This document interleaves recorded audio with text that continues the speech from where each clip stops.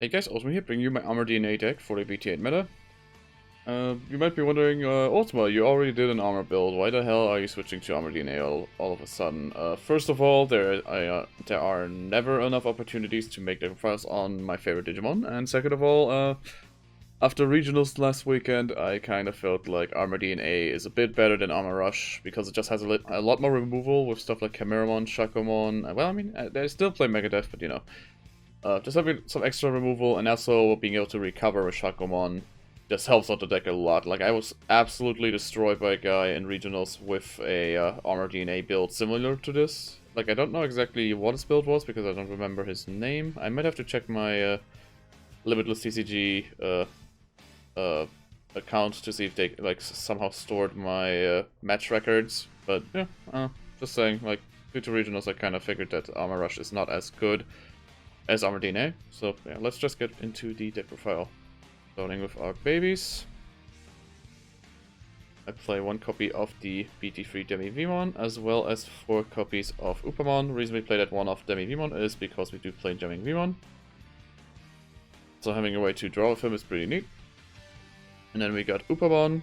Again, same as in my Armor Rush deck, he is the most generic draw card in blue.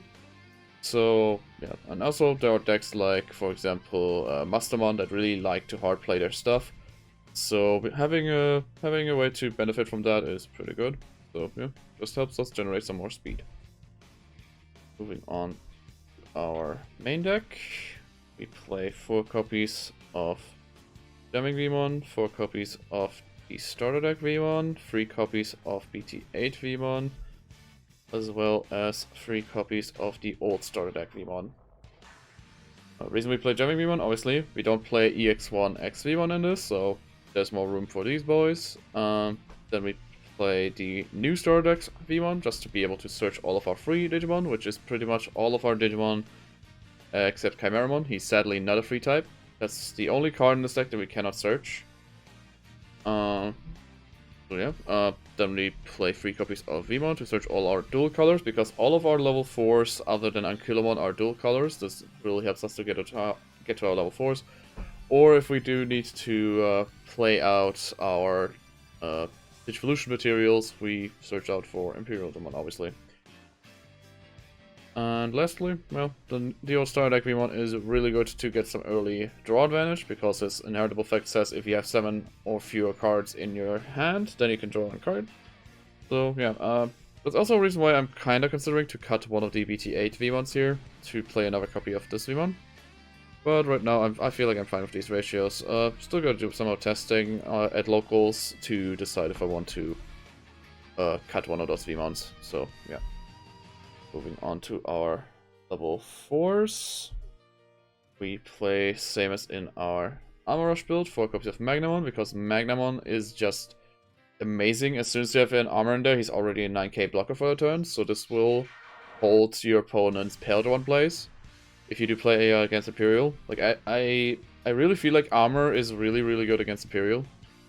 Then we got 3 copies of Flamedramon. He's an 8k beatstick, so that's why we mostly play him. Really helpful if you want to go into a DNA Digivolution, because then you just swing with 8k. He survives most likely, and then he just then you can just DNA Digivolve him using either an extra level 4 for a Chimeramon, or you use your Ankylomon or Magnamon for a Shakomon. Then we got 4 copies of Lydramon. Obviously, really good armor. Suspends on your opponent's level 4, so you can just run into them. This came up a lot against Mastermon in regionals. I mean, only really played against Mastermon.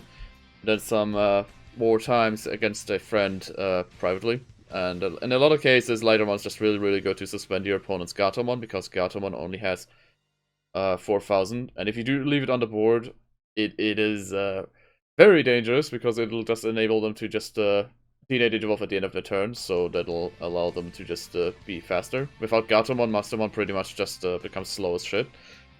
So yeah, that's why he's good. And also, because he is a green Digimon, well, partially green, but it still counts. And that is really good with Imperial Dramon, because Imperial Dramon can play out a blue and a green Digimon, so preferably you want to play out a Magnamon with a Lydramon. or well, any Lightron with any of your blues. So you have two bodies on your board. Well, that's it for our armors.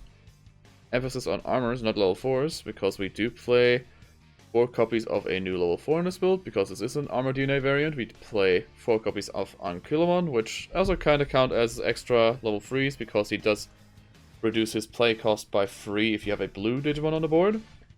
And is inheritable as well.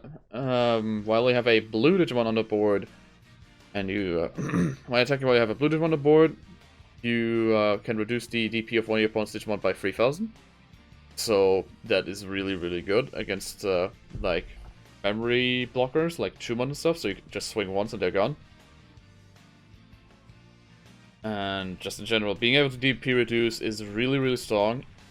Especially against, like, stuff like Imperial, because Imperial Digimon just loves to have, you know, the Stingmons and stuff on the board, so if you have this and another way to DP reduce, it's just really, really good.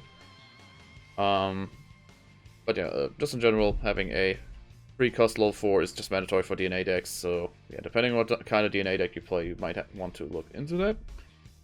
Moving on to our actual DNA Digivolutions, we play 4 copies of Shakumon, obviously, because we do play a yellow-blue DNA Digivolution deck with Ankylamon, as well as 3 copies of Chimeramon, because we do not have a second blue and yellow DNA Digivolution like, for example, Imperial does. Like, Imperial has Dinobimon, which they can also search. We sadly do not, so we play Chimeramon. So yeah, anyways, what Shakumon does is, he DNA Digivolves from a yellow and a blue level 4 for 0, so really, really good with Ankylamon, obviously, then.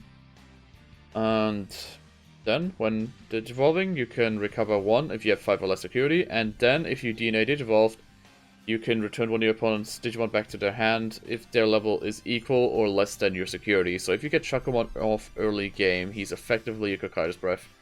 So yeah, really, really good in a lot of matchups. Then we got Chimeramon. What Chimeramon does is, when Digivolving, so not only when DNA Digivolving, you can put one of your Digimon from your trash underneath this Digimon, and then you can reduce the DP of 4 of your opponent's Digimon by 1000 for every color that Chimeramon has. And you might be saying, oh wait, he's just a white Digimon, why do we care about that? That's Chimeramon's entire gimmick. During your turn, this Digimon gains all the colors from the Digimon that is in its Digivolution cards. So that's why Chimeramon's also really good in armor, because armor has so many dual color level 4s, like for example Magnamon and Flamedramon already get him to 4 get him to have 4 colors, and that is important with Chimeramon, because when Chimeramon has 4 or more colors, he becomes a 12k beat stick. Obviously, because it also increases his DP reduction, so being able to just board wipe, especially against stuff like these, you know, like the 3-cost DNA partners, is just really, really good. So yeah, that's why we play 3 of them. I don't know if I'm gonna cut them to 2. I'm keeping it at 3 for now. But yeah, just in general, Chimeramon really good for DP reduction, and also, you know, covering this off of Ankylamon is also pretty neat, so yeah. You can also grab, obviously you can also grab Shakumon with this, because he's a level 5. So, because Chimeramon can grab level 5s or lower from the trash. And then he gets blue and yellow, and he also gets the inheritable, so yeah, really good. And another little trick that Chimeramon enables is that, let's hypothetically say you only have, I don't know, Ankylamon, and like either Magnamon or Lightramon underneath, and you really want to get like either another blue Digimon underneath that's level 4 or higher, or not level 4 higher, that's just level 4, or you want to get a green Digimon underneath it that is a level 4 or lower. So yeah, Chimeramon can help with that, because you can just get it from the trash. So that is really good because of our level 6. If you already looked into regular Imperial decks, you already know him. We play triple copies of Dragon Mode. Because what Dragon Mode does is, when he's Digivolving, you can play 1 green and 1 blue level 4 from your evolution stack. And as I said, that is the reason why Chimeramon is really good, because if you do not have the like both requirements for this effect to be used, you can just grab the other one from your trash. So yeah, really, really solid level 6. I don't really feel like I need fighter mode, if I ever feel like I need fighter mode, I'm probably gonna cut one of them for fighter mode. Because I feel like fighter mode is nice, but it just costs so much memory, and because we do not play this deck as like a more green-centric deck, I don't feel like we should play Hidden Potential Discovered, so yeah, that's why fighter mode kind of falls off the table. Anyways, now we're done with our Digimon. We play 3 copies of Davis, as well as 3 copies of Davis and Ken, same as our Armor Rush build. Everybody should already know what Davis does. He's a memory setter, so if you go lower than 3 memory, he automatically sets it to 3. And if you play him, you search 1 blue and 1 green Digimon card, which is, in this build, better than the other, because we do play 3 extra green Digimon with Imperial Digimon, so we have a higher likelihood of getting the double search. So yeah, Davis is really, really good. Explains why he's so expensive right now. But yeah, besides that, Davis and Ken, same as I said in my previous video, is a dual tamer. Meaning they have a certain requirement that they can fulfill, and they start to like with dual color dual tamers. I feel like they always have like, yeah, I think all of them have like 2 requirements that they fulfill. In the case of Davis and Ken, it's that if you have a blue Digimon, you gain 1 memory, and if you have a green Digimon, you gain 1 memory. So in total, you can gain 2 memory. And we're going to get some more dual color tamers in BT9, so look out for that. Other than that, they have the effect that during your turn, when one of your Digimon digivolves into a Digimon with 2 or more colors, you can suspend them to make the Digimon unsuspend. So yeah, that's also why we play 3 of them. Otherwise, if they only had the first effect, I think we would only play like 2 or 1 of them. But yeah, like a really good dual color tamer. Also enables our option card, which is 2 copies of Megadeth, obviously. Pretty much Kakari's Breath and Flower Cannon in 1 card for just 5 cost. So that's just amazing. I didn't really use it to its full potential during regionals. I made some misplays with it. But yeah, just in general, really good option card for removal. And obviously we play 3 copies of Hammer Spark.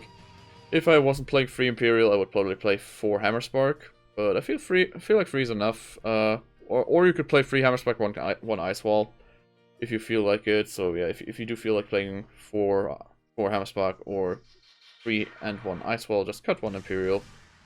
Yeah, just playing 3, so I have it pretty much every round. So yeah, that's it for the deck profile.